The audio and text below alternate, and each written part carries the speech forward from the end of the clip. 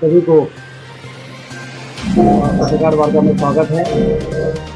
एक वर्ष डॉक्टर मोहन यादव जी की सरकार के पूरे हुए हैं और इन एक वर्षों में हम ये कह सकते हैं कि भविष्य की योजनाओं को ध्यान में रखते हुए पहले वर्ष में जो काम करने की आवश्यकता थी, डॉक्टर मोहन यादव जी की सरकार ने उससे ज़्यादा काम करने की कोशिश की। चाहे वो औद्योगिक क्रांति लाने के लिए इंडस्ट्रियल समिट रीजनल लेवल पर करने की बात हो, चाहे यूके और जर्मनी में जाके मध्य प्रदेश की ब्रांडिंग करने के लिए वहाँ पर बिजनेस सेमिनार करके मध्य प्रदेश में क्या पोटेंशियल है उसको बताने की बात हो, चाहे फरवरी के महीने में प्रधानमंत्री जी को ग्लोबल इन्वेस्टर समिट में आमंत्रित करने में सफलता प्राप्त करने की बात। वहीं दूसरी ओर सिंचाई के लिए जो हम लोग का टारगेट था कि भारतीय जनता पार्टी की सरकार ने 7 लाख हेक्टेयर से सिंचाई को बढ़ाकर 50 लाख हेक्टेयर जो पहुँचाया है, उसको आने वाले 5 वर्षों में हमें 1 करोड़ हेक्टेयर में पानी पहुँचाना है। उस 1 करोड़ हेक्टेयर में पानी पहुँचाने के लिए 17 दिसंबर को प्रधानमंत्री जी जयपुर से पार्वती सिंह चंबल लिंक परियोजना, जो अटल जी जो हमारे देश के एक आदर्श नेता रहे हैं, उनका ये कहना होता था कि देश को समृद्ध करना है तो नदियों को जोड़ना पड़ेगा। उनका जन्म शताब्दी वर्ष भी चल रहा है, 25 दिसंबर को 100 वर्ष पूरे हो रहे हैं। हम लोगों को ये बड़ी खुशी है कि 1,75,000 करोड़ रुपए की केन बेतवा को लिंक करना और पार्वती सिंह चंबल को लिंक करके 11 जिले मध्य प्रदेश के उससे लाभान्वित हो रहे हैं। करीब 8 लाख हेक्टेयर में पानी पहुंचेगा और केन बेतवा उसका भी भूमि पूजन की डेट 25 दिसंबर को प्रधानमंत्री जी ने दे दी है, जो छतरपुर में आएंगे। और पार्वती सिंह चंबल के लिए जयपुर से करेंगे, जिसमें राजस्थान के गांवों को भी फायदा है, हमारे भी 11 जिलों को फायदा है। 15 लाख हेक्टेयर से ज़्यादा सिंचाई का रकबा बढ़ेगा। तो जो हमारा लक्ष्य है 1 करोड़ हेक्टेयर में पानी पहुंचाना, उस दिशा में जो जमीन तैयार हुई है इन 1 वर्षों में मजबूती के साथ, वो हमारे लिए बड़ी उपलब्धि है। आज मऊगंज में उन्होंने सीतापुर हनुमना माइक्रो इरिगेशन 5,170 करोड़ की योजना का भूमि पूजन किया है, जिसमें 3 जिले लाभान्वित होने वाले। लगभग 66,000 हेक्टेयर की सिंचाई होगी मऊगंज जिले में और 26,000 हेक्टेयर में सिंचाई होगी सीधी जिले में, और ऐसे करीब 26,000 हेक्टेयर की सिंचाई होगी सिंगरौली जिले में। तो ये 3 जिलों में लाभ पहुंचाने वाली योजना का भूमि पूजन मऊगंज से मुख्यमंत्री जी ने किया है। इस प्रकार अनेकों योजनाएं, चितरंगी माइक्रो इरिगेशन योजना, सिरमौर माइक्रो इरिगेशन योजना, सिमरिया माइक्रो इरिगेशन योजना, ये मैं इसलिए बता रहा हूँ कि ये विंध्य के आप सारे लोग यहाँ पर उपस्थित हैं। चौथर माइक्रो इरिगेशन योजना, ऐसे पूरे मध्य प्रदेश में जहाँ जहाँ भी प्रेशराइज्ड पाइप टेक्नोलॉजी से 1 ड्रॉप मोर क्रॉप, प्रधानमंत्री जी ने कहा है कि एक एक बूंद का उपयोग करना है सिंचाई के लिए। तो 1 ड्रॉप मोर क्रॉप के सिद्धांत पर काम करते हुए मध्य प्रदेश के सिंचाई के रकबे को बढ़ाकर 1 करोड़ हेक्टेयर में पहुंचाकर हम हरित क्रांति भी लाने का काम करने वाले हैं। औद्योगिक क्रांति हमने आपको बता दी, और हरित क्रांति के लिए ये जो प्रयास है हमारे, ये हमारे लिए सफलता हम सबके लिए संतोष का विषय है।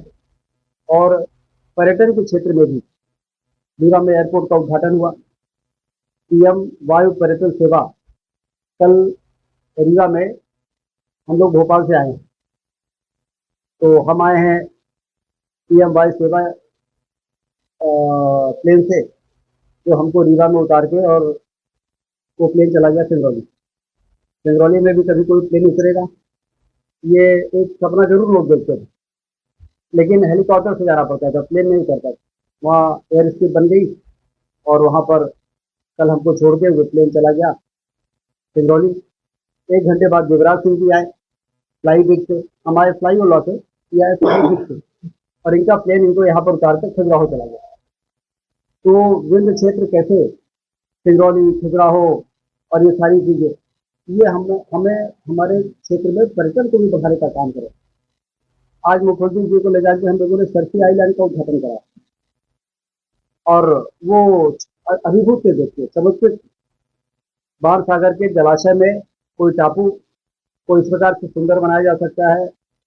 वहाँ पर 10 कमरे हैं अभी, हेलीपैड बन गया, रेस्टोरेंट है, जिम है, लाइब्रेरी है, कॉन्फ्रेंस हॉल है, सब कुछ वहाँ पर है। और वहीं पर हमने कहा कि 50 कमरे और बनाने की जरूरत है, जिससे कि 60 कमरे रहेंगे तो कभी कोई अपने शादी वादी बच्चे की करने के लिए गोवा और उदयपुर क्यों जाए लोग, यहीं पर लोग आएंगे, क्योंकि इतनी खूबसूरती तो और कहीं दूसरी जगह मिलेगी नहीं। और बांधवगढ़ में इतने टूरिस्ट आते हैं, वो वहाँ से सीधे क्रूज में बैठेंगे और 9 किलोमीटर के पानी में यात्रा करके वो इस टापू में पहुंच जाएंगे। मार्कंडे घाट से 3 किलोमीटर की यात्रा करके यहाँ पर पहुंच जाएंगे। इस प्रकार से पर्यटन को बढ़ाने के लिए भी शानदार हाईवे बनाए जा रहे हैं। भोपाल से लेके सागर होते हुए कानपुर तक 7,000 करोड़ के 6 लेन सड़क का जो मंजूरी हुई है। सागर वालों को लगता था कि भोपाल से सागर 4 लेन नहीं है। फिर दमोह वालों तो दमोह तरफ आते थे तो बाईपास नहीं था। फिर सागर से दमोह 4 लेन की सड़क, फिर दमोह से कटनी तक 4 लेन की सड़क। ये चौतरफा जो विकास के लिए पर्याप्त बजट है, वो प्रधानमंत्री मोदी जी ने जो हमारे देश की अर्थव्यवस्था को 11वें से 5वें में पहुंचा है, उसके कारण 1450 किलोमीटर को बनाने का निर्णय लिया गया है। इसी प्रकार से कृष्ण पाथे भगवान राम के चरण जहाँ जहाँ पड़े थे उसको विकसित करेंगे, और भगवान कृष्ण के चरण मध्य प्रदेश में जहाँ जहाँ पड़े थे उसको विकसित करेंगे। ये पर्यटन के क्षेत्र में किया जाने वाले महत्वपूर्ण काम है, क्योंकि देश संपन्न हो रहा है। अब टूरिज्म के लिए यदि हमारे यहाँ पर्याप्त टूरिज्म के स्कोप है तो उसको पहचानना, उसको विकसित करना और वहाँ पर लोगों को उसके महत्व को बता के उनको आमंत्रित करना, जिससे वहाँ फुटफॉल बढ़ जाए, पर्यटन शुरू हो। और पर्यटन जब शुरू होता है तो वो भी रोजगार बढ़ाने में भी मदद करता है, आर्थिक स्थिति को बेहतर करता है और उससे गरीबी बेरोजगारी को दूर करने में काफी मदद मिलती है। अब रीवा में आप देखो, ये इको पार्क पड़ा हुआ था, आंसू बहाता हुआ, लेकिन आज वहाँ पर लोग जा रहे हैं, देख रहे हैं और खुश हो रहे हैं। रिवर फ्रंट बन रहा है। ऐसे मध्य प्रदेश में जब किस पाथवे बन जाएगा, राम वन गमन पथ बन जाएगा, सरसी टापू बन गया, ऐसे मध्य प्रदेश के वो तमाम महाकाल लोग बनने के बाद आप देखिए कि अभी सर्वे आया था कि मैक्सिमम टूरिस्ट हिंदुस्तान में सबसे ज्यादा कहाँ गए, तो उसमें नंबर 1 के स्थान पर उज्जैन के महाकाल बाबा का स्थान। इतने ज्यादा टूरिस्ट वहां पड़ गए कि पहले वहां होटल नहीं चलते थे। आधे जो लोग संघर्ष में होटल खोल लिए थे वो बंद करने की स्थिति में पहुंच गए। अब वो तो फुल रहते ही हैं, नए नए होटल बन रहे हैं, तो होटल इंडस्ट्री को बल मिलता है और टूरिज्म बढ़ता है, तो बहुत ज्यादा तेजी से। तो इसलिए हरित क्रांति, औद्योगिक क्रांति और पर्यटन की क्रांति तीनों मध्य प्रदेश में आ जाए, इसके लिए जो कुछ भी काम किए जा सकते हैं इस दिशा में काम को आगे बढ़ाने में हुआ है। स्वास्थ्य के साथ साथ एजुकेशन के क्षेत्र में भी स्टैंडर्ड बढ़े, गुणवत्तापूर्ण उच्च शिक्षा के उद्देश्य से 55 जिलों में पीएम कॉलेज ऑफ एक्सलेंस प्रारंभ किया है। क्योंकि मुख्यमंत्री जी उच्च शिक्षा में मंत्री रहे हैं, तो उनको उन्होंने ये एक इनोवेटिव नवाचार किया कि हम अपने हर जिले के एक कॉलेज को चुनेंगे, इसको पीएम कॉलेज ऑफ एक्सलेंस बनाएंगे, उसमें प्रोफेसरों की भर्ती करेंगे अलग तरीके से, और एक स्टैंडर्ड वहाँ मेंटेन करके लोगों को ये लगे कि हर जिले में एक ऐसा कॉलेज है जो जिसका स्टैंडर्ड, जैसे कई विद्यालय है लेकिन केंद्रीय विद्यालय का अलग स्टैंडर्ड। उसी प्रकार से कॉलेजेस में भी कई कॉलेज हैं, लेकिन एक कॉलेज को ऐसा बनाए और फिर उस मॉडल पर बाकी कॉलेजों को बेहतर करने की दिशा में जैसे पीएम स्कूल कॉलेज का शुभारंभ भी गुणवत्तापूर्ण उच्च शिक्षा के दिशा में उठाया गया एक महत्वपूर्ण कदम है।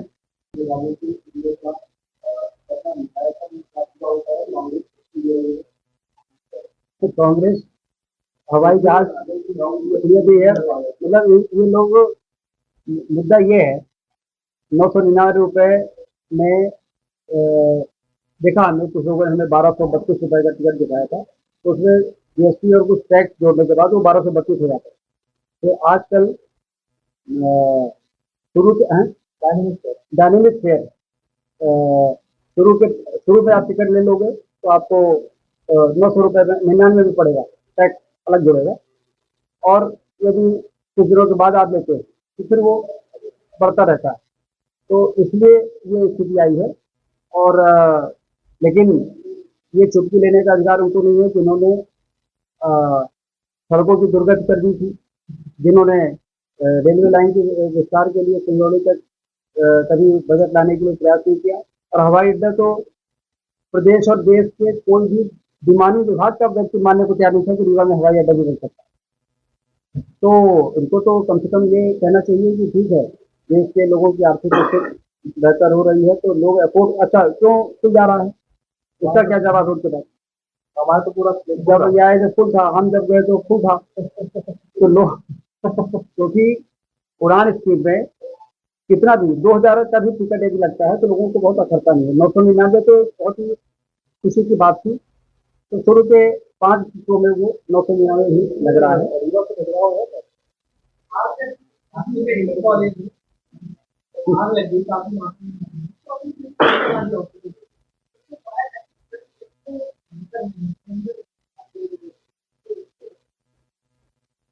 नहीं, फायर सेफ्टी के लिए जो जैसा सिलेंडर वाला अरेंजमेंट है उसमें अभी संजय गांधी ने आपदा प्रबंधन के लिए वर्कशॉप भी हुआ था। उसमें और क्या इसको बेहतर किया जा सकता है, न सिर्फ अस्पताल में बल्कि पूरे रीवा में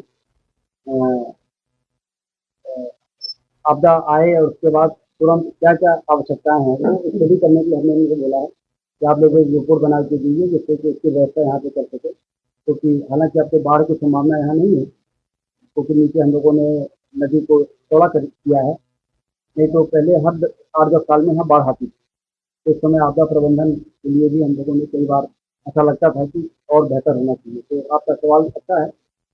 ये रिपोर्ट जो अभी वर्कशॉप हुई है, मध्य प्रदेश में पहली वर्कशॉप यहाँ पे कराई थी, उसके रिपोर्ट आने के बाद ये जरूर स्टेप उठा लेंगे।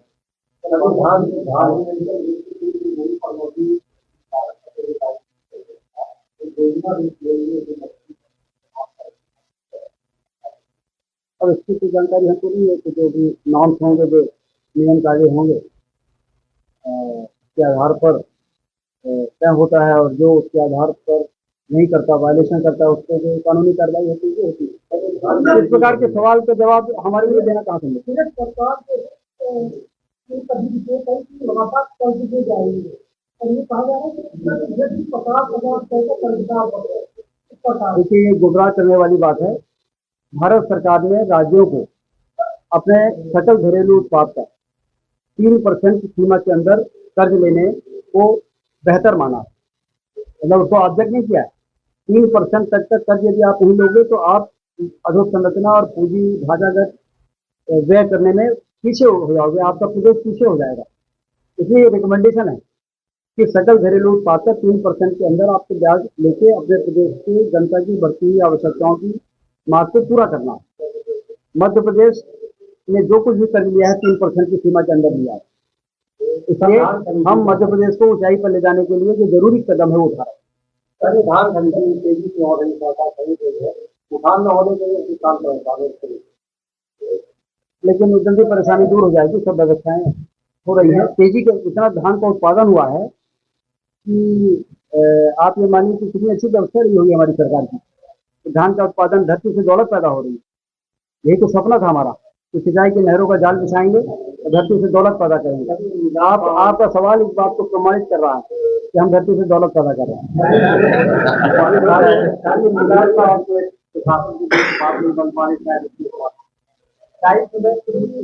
वो हो गया है, समाधान हो गया। राइस मिलर की पिछले कैबिनेट में जो अपग्रेडेशन की राशि को लेके उनकी डिमांड थी वो कैबिनेट ने पूरी कर दी है। 30% प्रतिदान पर 50 रुपए की मांग थी, उसको 40 किया है, और 60% प्रतिदान पर उनकी मांग 150 थी, उसको 140 कर दिया। आप एक साल की उपलब्धियों के जिम्मेदारी की कांग्रेस विरोधी करेंगे तो आपकी जिम्मेदारी किसान से युवाओं से किसान सभा के भाव देखिए ऐसा है कि उनको कुछ करना है तो कर रहे हैं, बाकी उनको भी मालूम है कि इनका जमीन खिसक गई है, क्योंकि हर बार कहते हैं हम सरकार बनाएंगे, हर बार उनकी सीटें घर जाती हैं। वो कहते हैं हम सरकार बनाएंगे और पहले जितनी सीटें थी उतनी भी नहीं रह जाती। तो अब उनको कम से कम इतना तो करने दीजिए कि धरना प्रदर्शन तो करते रहें। देखिए आपको बताते हुए प्रसन्नता है कि लगभग 40,000 पद 40,000 पद हमने स्वीकृत किए, आउटसोर्स वाले भी है उसमें। और पीएससी में आपने देखे हुए कि 3,000 डॉक्टरों की भर्ती के विज्ञापन निकल रहे हैं, सरकारी चयन मंडली में भी 3,000 डॉक्टरों की भर्ती के, और आईपीएचएस नॉर्म्स होता है, Indian public health standard 12 Bharat सरकार जो जारी करती है, उसमें हमने ये निकाला है कि प्राइमरी हेल्थ सेंटर में कितने व्यक्ति होने चाहिए और कितने हैं, कम्युनिटी हेल्थ सेंटर में कितना होना चाहिए, कितने हैं, सिविल अस्पताल में, डिस्ट्रिक्ट अस्पताल में, और उसमें उसके गैप एनालिसिस करके उतने पदों को मंजूर करके और भर्ती करने वाली एजेंसियों को मार्ग पत्र इशू हो गए। और ऐसे सारे विभागों को मिला लिया मध्य प्रदेश में, तो 1,00,000 पदों की भर्ती के लिए पीएससी और कर्मचारी चयन मंडल को मार्ग पत्र इन 1 वर्षों के अंदर हम लोगों ने इसी करने में सफलता प्राप्त की है, जिससे कि विभिन्न क्षेत्रों में स्वास्थ्य हो, शिक्षा हो, पुलिस हो, रेवेन्यू हो, हर क्षेत्र में पर्याप्त मानव संसाधन मध्य प्रदेश में जनता की सेवा करने के लिए और योजनाओं को तेज गति से क्रियान्वित करने के लिए हमारे पास उपलब्ध हो सके। आयुष्मान कार्ड 70 साल के ऊपर का जो प्रधानमंत्री जी ने कहा है कि 70 वर्ष के ऊपर चाहे किसी भी जात के लोग हो, चाहे कोई भी आमदनी हो, कोई भी क्राइटेरिया नहीं रहेगा, सिर्फ उम्र क्राइटेरिया रहेगा।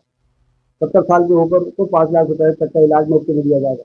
इसमें मुझे बताते हुए आपको प्रसन्नता हो रही है कि पूरे देश में सबसे ज्यादा पंजीयन हमारे मध्य प्रदेश में हुए, और 70 साल के ऊपर और नीचे सब मिला लिया जाए तो 4 करोड़ मध्य प्रदेश के ऐसे नागरिक हैं, 8 करोड़ में से, जो आयुष्मान कार्ड योजना के हितग्राही बन चुके हैं।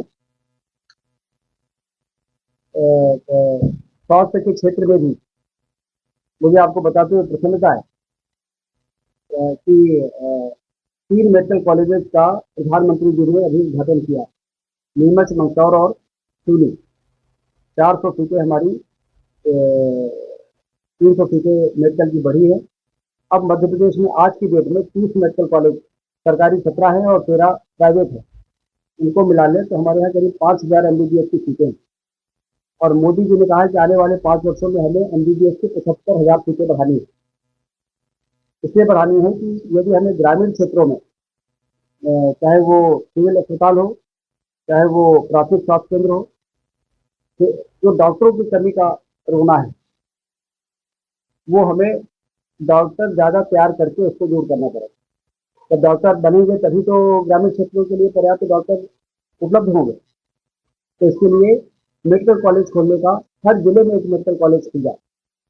ये पहले तो जब हमारी सरकार बनी थी तो 5 मेडिकल कॉलेज थे, आप लोग को ध्यान होगा, आज 17 हो गए हैं।